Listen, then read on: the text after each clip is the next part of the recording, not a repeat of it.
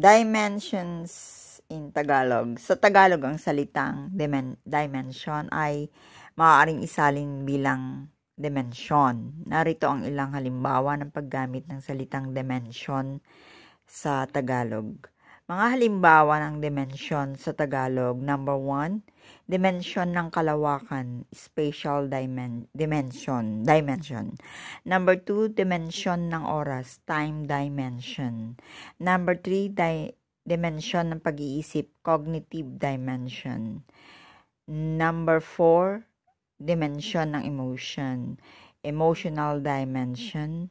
Number 5, dimensyon ng lipunan, social dimension. Mga kasing kahulugan ng dimensyon sa Tagalog. Number 1, sukat. Number 2, laki. Number 3, kalawakan. Number 4, kategorya.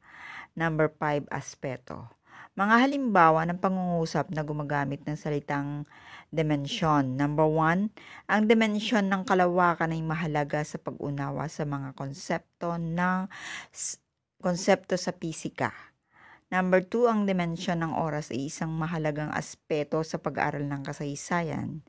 Number 3, ang dimensyon ng pag-iisip ay isang kritikal na bahagi ng pag-unawa sa mga konsepto sa matematika.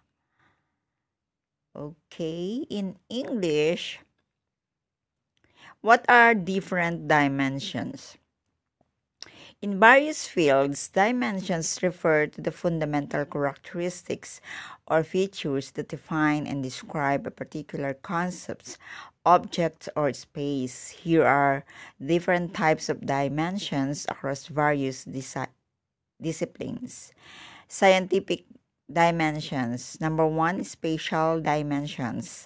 3 dimensions that describe the physical space we inhabit: length, width, and depth.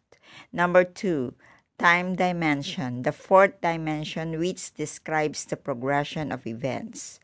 Number 3, additional dimensions, theoretical dimensions, beyond the familiar 3 dimension of space and 1 dimension of time, such as Kaluza-Klein theory, 5 dimensions.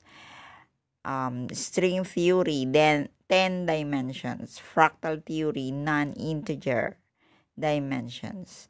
Mathematical dimensions. Number 1, vector space dimensions. The number of independent coordinates needed to specify a point in a vector space. Number 2, manifold dimensions. The number of independent coordinates needed to describe a point on a manifold. Number 3, fractal dimensions, non-integer dimensions used to describe the complexity of fractals.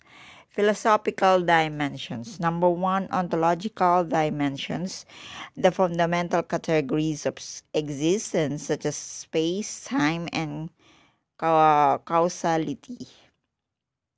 Causality or casuality. Casuality. Yun.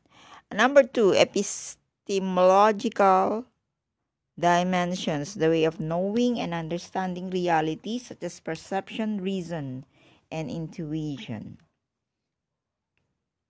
Number 3, axiological dimension, the values and principles that guide human behavior and decision making. Psychological dimension. Number 1, personality dimensions, the traits and characteristics that define an individual's personality, such as extroversion and introversion. Number 2, cognitive dimensions, the mental processes and abilities that enable us to perceive, process, and respond to information. Number 3, emotional dimensions, the feelings and emotions that influence our thoughts, behaviors, and well-being. Social dimensions. Number 1, cultural dimensions, the values, norms, and practices that define a culture or society. Number 2, social structural dimensions, the patterns and relationships that shape social institutions and organizations. Number 3, economic dimensions, the systems and processes that govern the production, distribution, and consumption of goods and services. Three dimensions are not exhaustive, and different fields may use similar terms to describe distinct concepts.